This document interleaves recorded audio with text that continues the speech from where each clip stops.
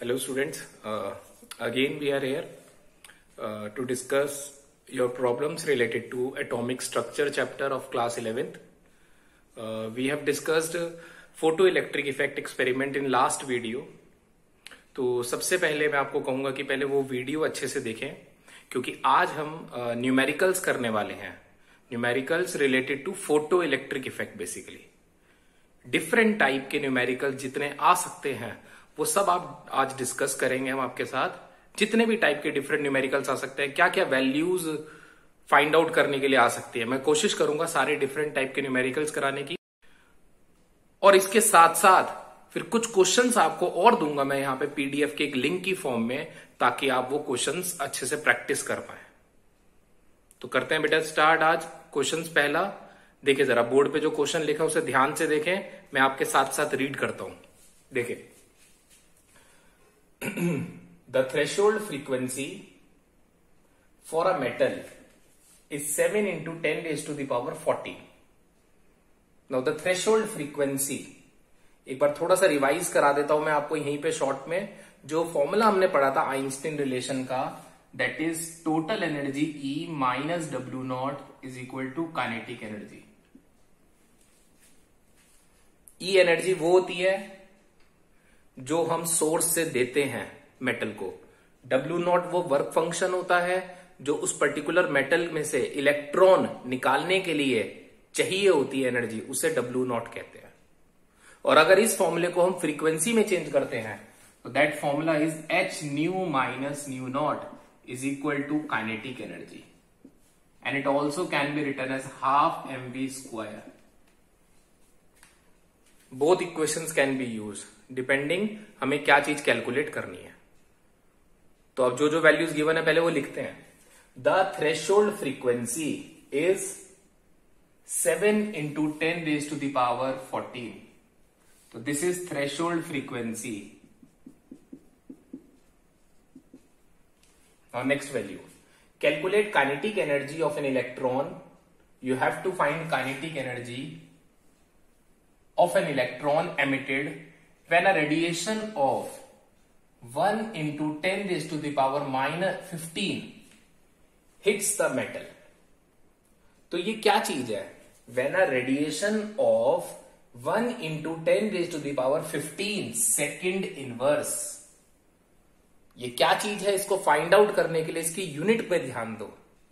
This is also frequency. मगर ये कौन सी फ्रीक्वेंसी है? जो हिट कर रही है रेडिएशन उसकी फ्रीक्वेंसी है. तो this is nu 1 into 10 raise to the power 15. इन दोनों की पावर को मैच करने के लिए हमने क्या करा, इसको लिख दिया 10 into 10 raise to the power 14. एक जीरो इधर ले लिया, बस और कुछ नहीं करा है, ताकि दोनों की पावर सेम हो जाए. Also find the velocity of electron. तो आपको दो चीज फाइंड आउट करनी है, काइनेटिक एनर्जी फाइंड आउट करनी है और वेलोसिटी फाइंड आउट करनी है. तो बहुत सिंपल सी बात है, हमें दिख रहा है कि सेकंड फॉर्मूला यूज होगा बिकॉज फ्रीक्वेंसीज दे रखी है यहां पे, तो इसलिए यहां पे सेकंड फॉर्मूले का यूज हो रहा है बहुत अच्छे से. तो चलिए अब क्वेश्चन स्टार्ट करते हैं करना. H nu minus nu naught is equal to kinetic energy. Now H की वैल्यू पुट करते हैं. 6.6 into 10 raised to the power minus 34. You know the value of H, Planck's constant. Now, new 10 into 10 raised to the power 14 minus 7 into 10 raised to the power 14. 10 raised to the power 14 common आ जाएगा. ये basis था power को same करने का. तो 10 raised to the power 14 common आ जाएगा. 6.6 into 10 raise to the power 14, 10 minus 7 3. इसकी इससे मल्टीप्लाई कर देंगे. 19.8 into 10 raise to the power minus 20. This is kinetic energy.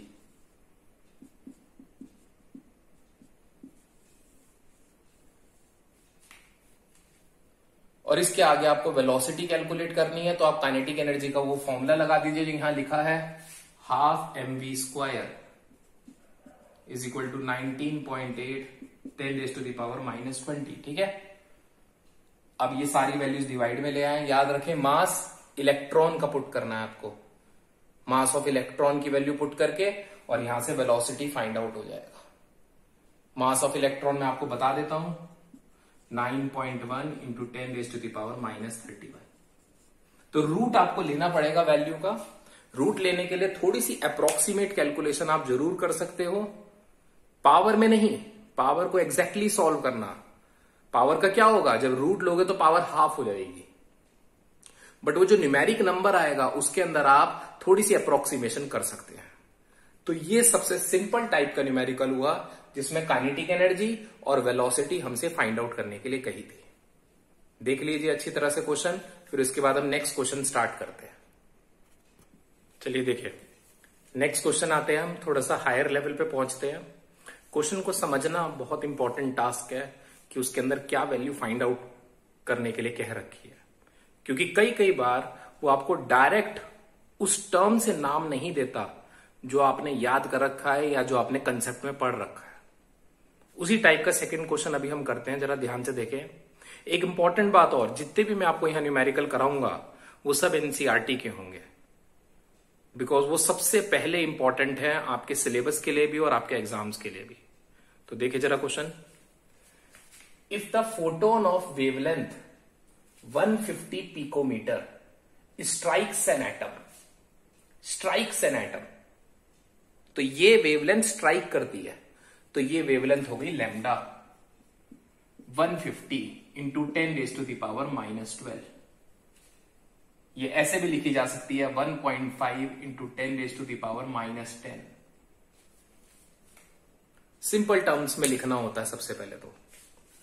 And one of its electron is ejected बाहर निकलना with a velocity of 1.5 into 10⁻7 metre per second.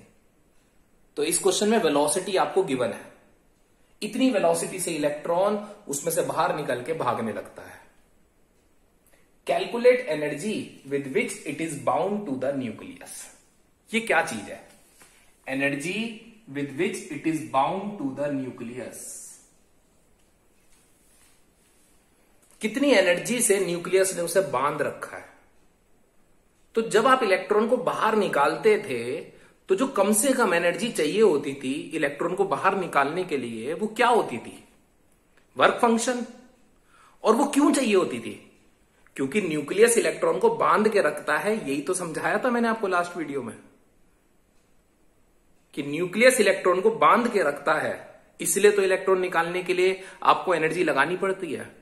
तो work function एक तरीके से यही तो एनर्जी हुआ,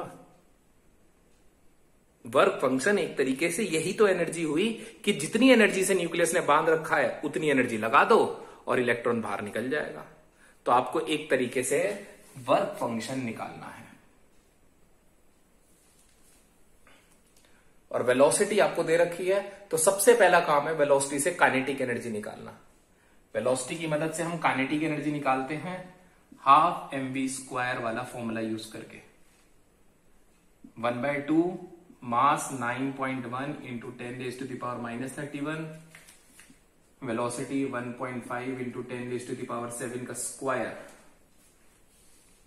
ठीक है, उसका स्क्वायर हो जाएगा। अब इसकी वैल्यू को थोड़ा सॉल्व कर लेते हैं। तो देखिए जरा इधर 1.2 इंटू 9.1 इंटू 2.25, 1.5 का स्क्वायर। और पावर को सॉल्व अगर हम करें तो -31 और +14, ठीक है, -31 +14, तो ये बचेगा -17 आई थिंक। हाँ ठीक है, तो ये -17 पावर बच गई। अब आपको इसको थोड़ा सा सॉल्व करना पड़ेगा और सॉल्व करके आपके पास काइनेटिक एनर्जी आ जाएगी। मैं पूरा तो सॉल्व नहीं करूंगा बट मैं आपको कंसेप्ट बता दूंगा। ये काइनेटिक एनर्जी यहां से आ जाएगी, ठीक है ना। अब ये आपको दे रखी है वेवलेंथ, जिस वेवलेंथ से वो इलेक्ट्रॉन जो वेव है, जो रेडिएशन उस पर आके टकराती है। अब इससे हम निकालते हैं energy by the formula hc/λ। ये वेवलेंथ को यहां पुट करेंगे। इन दोनों को सॉल्व करके आप वैल्यू पुट अलग अलग भी कर सकते हो, डायरेक्ट भी कर सकते हो, बट इन दोनों की वैल्यूज पुट करेंगे कांस्टेंट की।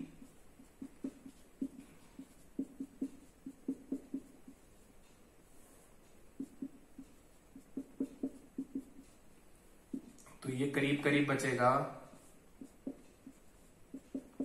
-26 और -16, ठीक है ना। तो ये लगभग अगर हम देखें तो पॉइंट से पॉइंट गया, 15 1 जा 3 जा 2 जा 13.2 इंटू 10⁻⁻16, ठीक है ना। तो ये वैल्यू आ गई हमारे पास एनर्जी ई की। जरा आप 1 मिनट नोट करो, मैं जल्दी से इसकी वैल्यू सॉल्व करके आपको बताता हूं कैलकुलेटर से। 1 मिनट।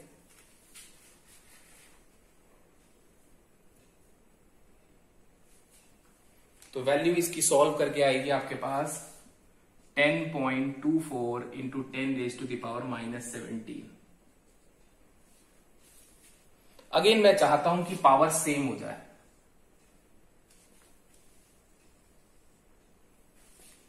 पावर सेम हो जानी चाहिए, है ना। तो उसके लिए क्या करेंगे हम यहां पे इस पॉइंट को इधर शिफ्ट कर देंगे। कुछ भी कर सकते हो आप या तो नंबर को इसको छोटा कर लो, नंबर को, पावर बड़ी हो जाएगी, या इसके लिए पावर चेंज कर लो, एक ही बात है। जैसे मैंने क्या करा, यहां पे पॉइंट हटाया, नीचे 0 आ गई, ये 0 यहां चली गई, तो 132 इंटू 10⁻⁻17 हो गई पावर सेम, है ना। पावर सेम करना बहुत जरूरी है जब आप दो डिफरेंट वैल्यूज को ऐड या सब्ट्रैक्ट करते हैं। अब इसके आगे हम देखते हैं क्या करना है हमें। ये हमारे पास एनर्जी ई आ गई, मैं ये रब कर रहा हूं ये, और ये हमारे पास आ गई काइनेटिक एनर्जी। तो एक फॉर्मूला होता है ना, E - W0 is equal to kinetic energy, इसका यूज करेंगे। इसके अंदर इस वैल्यू को इधर ले आएंगे और इसको इधर ले जाएंगे, और फिर वैल्यूज पुट कर देते हैं। E की वैल्यू ये रही, और काइनेटिक एनर्जी इधर आके उसकी वैल्यू ये रही, ये आ जाएगा वर्क फंक्शन।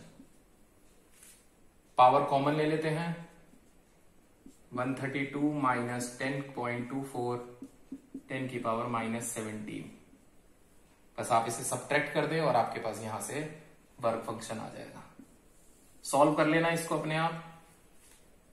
तो समझ में आया। कभी कभी हमारा फॉर्मूला फ्रीक्वेंसी वाला लग जाता है, मगर यहां क्या था, यहां आपको अलग अलग वैल्यूज दे रखी थी। मतलब किसी की वेवलेंथ दे रखी है, किसी की वेलोसिटी दे रखी है, और एनर्जी पूछी है। W0 पूछा है मतलब एनर्जी पूछी है। तो जब मिक्स वैल्यू में क्वेश्चन हो, किसी में एनर्जी, किसी में वेवलेंथ, किसी में फ्रीक्वेंसी, किसी में वेलोसिटी, तो आप एक बेसिक फॉर्मूले पे आ जाओ। ये बेसिक फॉर्मूला है, सबकी एनर्जीज निकाल लो पहले, सबसे आसान यही होता है। देख लीजिए इसे अच्छी तरह से, फिर हम नेक्स्ट क्वेश्चन करते हैं। चलिए देखिए जरा अभी नेक्स्ट क्वेश्चन। होपफुली आपको सब समझ में आ रहा है। मैं कोशिश कर रहा हूं अलग अलग डिफरेंट टाइप के क्वेश्चंस कराने की, क्योंकि लिमिटेड क्वेश्चंस ही आपको करा सकता हूं। तो जो हर क्वेश्चन मैं आपको कराऊंगा सब डिफरेंट डिफरेंट कंसेप्ट के ऊपर बेस्ड है। एक और बहुत स्पेशल टॉपिक अभी मैं आपको कराने जा रहा हूं न्यूमेरिकल के थ्रू, जो फोटो इलेक्ट्रिक इफेक्ट के अंदर बेस्ड है। ध्यान से देखिए जरा इस क्वेश्चन को, बहुत ध्यान से देखिए, ठीक है। देखिए, the ejection of photo electron is stopped bye a voltage of 0.35 volt is stopped by a voltage of 0.35 volt। Question का मतलब यह है कि जो इलेक्ट्रॉन वहां से बाहर निकलता है, जब एक वेव मेटल पे टकराती है, तो जो इलेक्ट्रॉन वहां से बाहर निकलता है और वो भागने लगता है, उस इलेक्ट्रॉन को, आप भागते हुए इलेक्ट्रॉन को आप रोक सकते हो ये वोल्टेज लगा के। कैसे रोकते हैं हम देखो जरा। जैसे मान लीजिए ये हमारे मेटल की प्लेट थी, वो पोटेशियम की, जिसको मैंने आपको बताया था कल। एक बार ध्यान से देखेंगे आप लास्ट वीडियो में। ये हमारे वो मेटल की प्लेट थी जिसके ऊपर हमने रेडिएशंस को फॉल कराया था। अब इसमें से इलेक्ट्रॉन बाहर निकला और वो भागने लगा, और वो भागने लगा वेलोसिटी के साथ।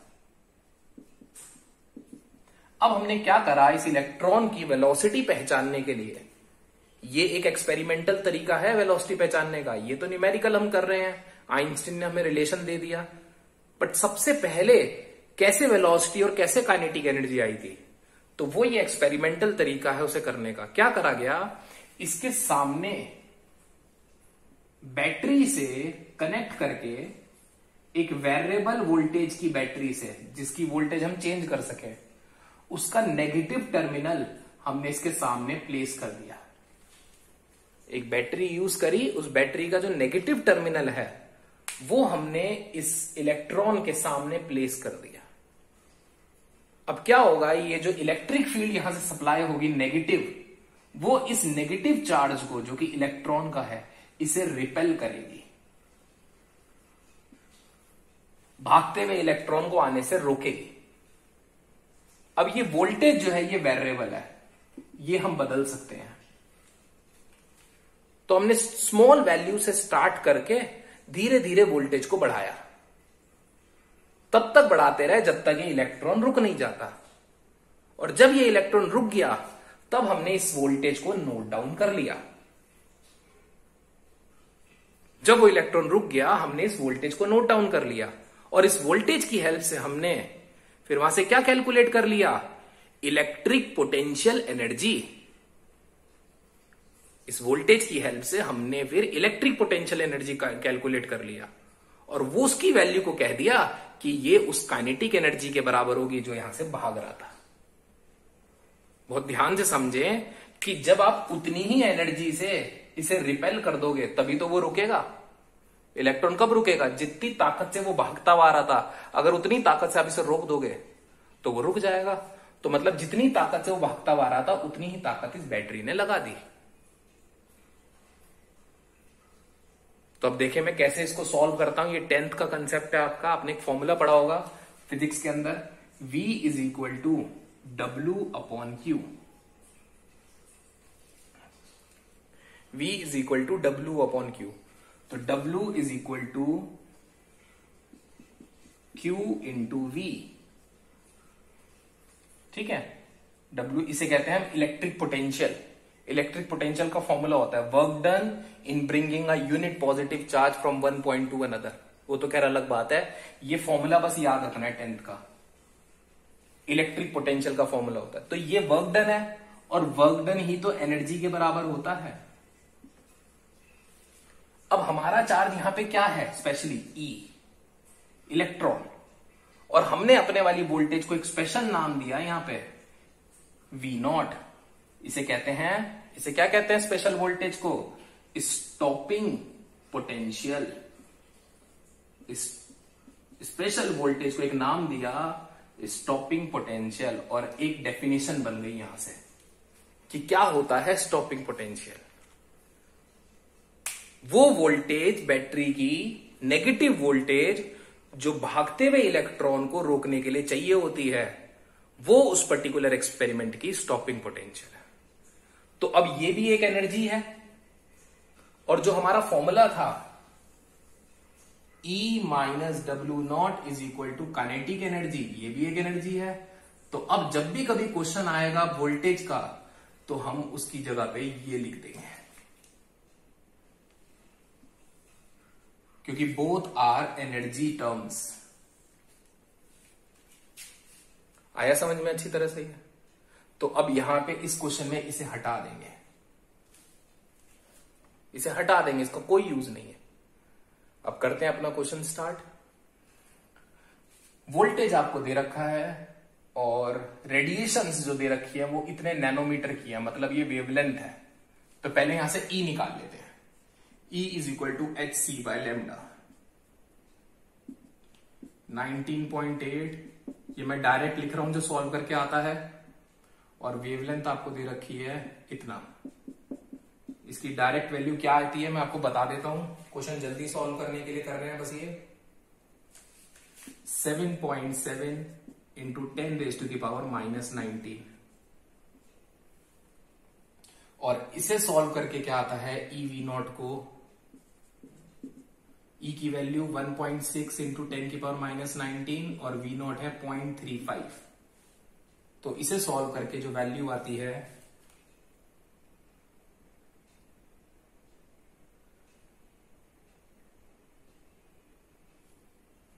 तो एक बार जरा ध्यान से इसको सॉल्व करें। यहां पे एक बार जरा ये सॉल्व कैलकुलेट करना पड़ेगा आपको इसे। कर लेना इसकी मल्टीप्लाई, जो इसको सॉल्व करके आता है लगभग इसकी वैल्यू आएगी 0.5 के अक्रॉस आएगी इसकी वैल्यू 0.5 इंटू 10⁻⁻19। बाकी एग्जैक्ट आप एक बार सॉल्व कर लेना, मैंने अप्रोक्सीमेट कैलकुलेट करा है इसे, ठीक है ना। तो 0.5 के आसपास इसकी वैल्यू आएगी। अब ये दोनों वैल्यूज को बस आपको यहां पुट करना है। ये EV0 की वैल्यू आ गई, ये देखो जरा इधर ध्यान से, और ये हमारे पास E की वैल्यू आ गई, ये बस इसको इधर ले जाना, EV0 को इधर ले आना, यहां से वर्क फंक्शन आ जाएगा। तो आगे तो नहीं करा रहा हूं, इसके आगे सॉल्व आपको खुद करना है, अभी सॉल्व नहीं हुआ है ये, और फिर मुझे फाइनल आंसर देख के कमेंट बॉक्स पे जरूर बताना है। समझ में आई ये बात? ये एक बहुत इंपॉर्टेंट कंसेप्ट है जो हमने इस न्यूमेरिकल के थ्रू करा, तो इसको अच्छी तरह से करें इस न्यूमेरिकल को। और बाकी नेक्स्ट टॉपिक लेके हम नेक्स्ट वीडियो में जरूर आएंगे आपके साथ, क्योंकि हमारा फोटो इलेक्ट्रिक इफेक्ट एक्सपेरिमेंट अभी यहां खत्म हो जाता है। तो एक ब्लैक बॉडी रेडिएशन टॉपिक अभी और बचता है इससे रिलेटेड, जो प्लैंक्स क्वांटम थ्योरी है, और उसके बाद हम आगे आ जाएंगे स्पेक्ट्रम वाले टॉपिक पे। तो अच्छे से देखें इस वीडियो को, एक बार फिर से रिपीट करके देखें और अच्छी तरह से समझें। थैंक यू वीडियो वॉच करने के लिए, बाय।